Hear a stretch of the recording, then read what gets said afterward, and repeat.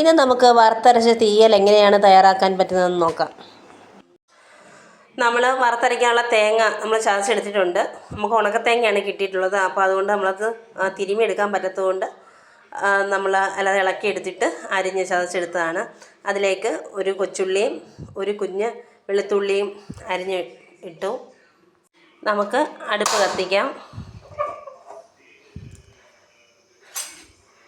പാത്രം നല്ലപോലെ ചൂടായി കഴിയുമ്പോൾ നമ്മൾ നല്ലപോലെ ഇളക്കി കൊടുത്തുകൊണ്ടിരിക്കണം. കരിഞ്ഞു പോകരുത്. തേങ്ങ നല്ലപോലെ മൂത്ത് കിട്ടണം. തേങ്ങ നല്ലപോലെ മൂത്ത് വന്നിട്ടുണ്ട്. നമുക്ക് ഇതിൽ ചേർക്കാനുള്ള മസാലകൾ നമുക്ക് എടുത്തു വയ്ക്കാം. തീയലിന് ആവശ്യമായ മസാലയാണ്. മുളക് പൊടി എടുത്തിട്ടുണ്ട്, മല്ലിപ്പൊടി, ഗരം മസാല പൊടിച്ചത്, കുരുമുളക് പൊടി, കുറച്ച് മഞ്ഞൾപ്പൊടി എടുത്തിട്ടുണ്ട്. നല്ലപോലെ തേങ്ങ മൂത്ത് കിട്ടിയിട്ടുണ്ട്. നമുക്കതിലേക്ക് എടുത്തു വെച്ച മസാലകൾ ഇട്ട് കൊടുക്കാം. നല്ലപോലെ ഇളക്കി കൊടുക്കാം. എപ്പോഴും തീ കുറച്ച് വെച്ച് തന്നെ വേണം തേങ്ങ നമ്മൾ മൂപ്പിച്ചെടുക്കാൻ, അല്ലെങ്കിൽ പെട്ടെന്ന് കരിഞ്ഞു പോകും.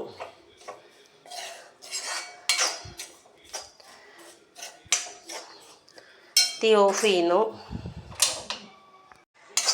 ഇത് നമുക്ക് ആറിക്കഴിയുമ്പോൾ മിക്സിയുടെ ജാറിലിട്ട് നല്ലപോലെ അരച്ചെടുക്കണം. അടുത്തായി നമുക്ക് തീയലിനുള്ള കഷ്ണങ്ങളൊക്കെ നമുക്ക് വഴറ്റി വേവിച്ചെടുക്കേണ്ടതുണ്ട്. അതിനായിട്ട് ഒരു ചട്ടി അടപ്പത്ത് വെച്ചു, മൺചട്ടി അടപ്പത്ത് വെച്ചു. തീ കത്തിക്കാം. നമ്മളിവിടെ തീയലിനായിട്ട് എടുത്തിരിക്കുന്നത് കൊച്ചുള്ളി ചെറുതായിട്ട് അരിഞ്ഞതുണ്ട്, ഒരു കിഴങ്ങ്, 2 പച്ചമുളക് അരിഞ്ഞതുണ്ട്, 2 തക്കാളി എടുത്തിട്ടുണ്ട്, ഒരു ഏത്തയ്ക്ക അരിഞ്ഞെടുത്തിട്ടുണ്ട്. ചട്ടി ചൂടായി. അതിലേക്ക് നമ്മൾ വെളിച്ചെണ്ണ ഒഴിച്ചു കൊടുക്കുന്നു.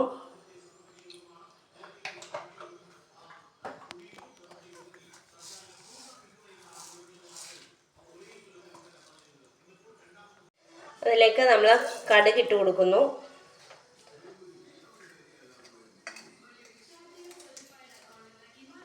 കടുക് പൊട്ടിയിട്ടുണ്ട്. അതിലേക്കൊരു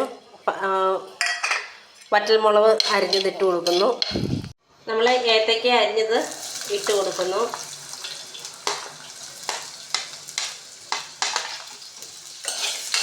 അതൊന്ന് ചെറുതായിട്ടൊന്ന് വഴണ്ടതിന് ശേഷം നമുക്ക് ബാക്കി ഇട്ട് കൊടുക്കാം. ഇതിന് ഏത്തക്കായ്ക്ക് ഇച്ചിരി വേവ് കൂടുതലുണ്ടല്ലോ.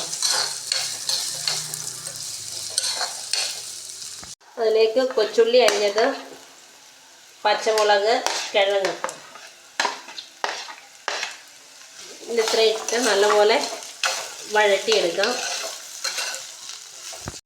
നമ്മൾ വറുത്ത് വെച്ച തേങ്ങ അരച്ചെടുത്തിട്ടുണ്ട്. നല്ലപോലെ അരഞ്ഞ് കിട്ടിയിട്ടുണ്ട്.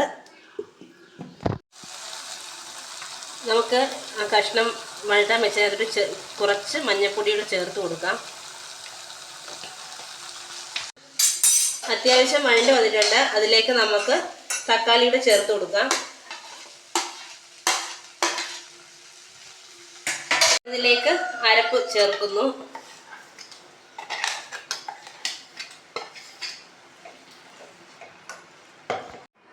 നമ്മൾ അരപ്പ് ചേർത്ത് കൊടുത്തിട്ടുണ്ട്. നമുക്കതിലേക്ക് ആവശ്യത്തിന് ഉപ്പും കൂടി ഇട്ട് കൊടുക്കാം.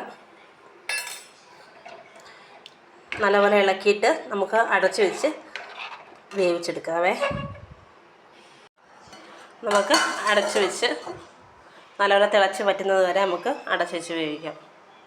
നമുക്ക് തീയലിന് ആവശ്യമായ കറിവേപ്പിലയും കൂടെ ചേർത്ത് കൊടുക്കാം. എന്നിട്ട് നല്ലപോലെ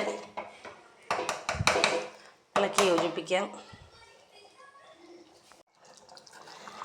അങ്ങനെ നമ്മുടെ തീയൽ ഇവിടെ റെഡിയായി കഴിഞ്ഞു. എല്ലാവരും ഇത് വീട്ടിൽ ട്രൈ ചെയ്ത് നോക്കണം. നമ്മുടെ വീഡിയോ കണ്ട് ഇഷ്ടപ്പെട്ട് കഴിഞ്ഞാൽ ലൈക്കും ഷെയറും സബ്സ്ക്രൈബും ചെയ്യാൻ മറക്കരുതേ.